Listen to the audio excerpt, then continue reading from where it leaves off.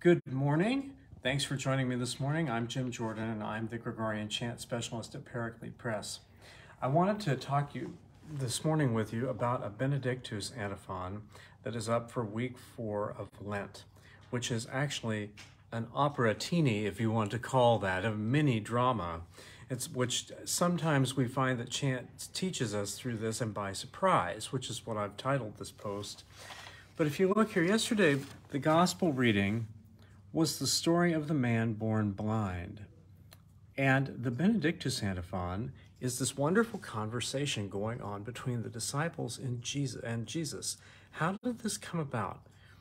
Whose sin caused this? And this chant actually quotes this when you see down here, first off, the disciples asking, Rabbi, quid peccavit homo iste, quid cecus natus est.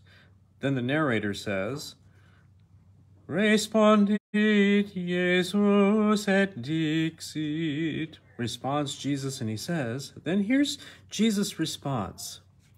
Neque, I have to read it here. Neque peccavit. This isn't anybody's sin, not his sin. Neque parentes eius. Nor his parents.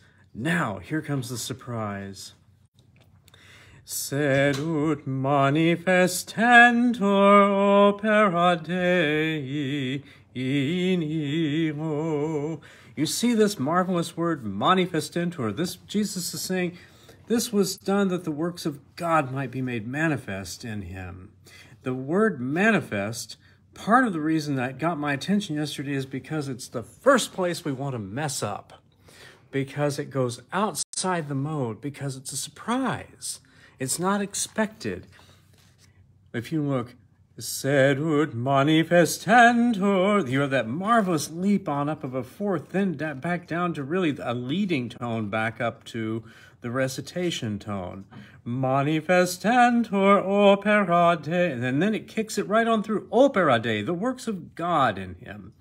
That's why this is so important to note this. That's why I've highlighted, copied it out of my book so we could see it, such like this, so that you can see manifestentur opera Dei. This is Jesus' point in the conversation, to say this wasn't because of someone's sin. This is so God can burst forth and show his works. What book can you find this in, Jim? This actually you would find in the 1934 Antiphonale Monasticum. And actually, I'm going to go ahead and tell you some news that I just got from Salem this morning. That book will be available again from Salem on April 5th, and we're going to be placing an order for that. Many of you have been in contact with me over the past about 10 or 11 months, and they simply have not been available. They soon will be, but I'll tell you more about that later. But be thinking if you're planning to place an order, because we'll want to do that soon. Anyway, thanks for joining me this morning. We'll be back in touch soon. Have a wonderful day. Bye-bye.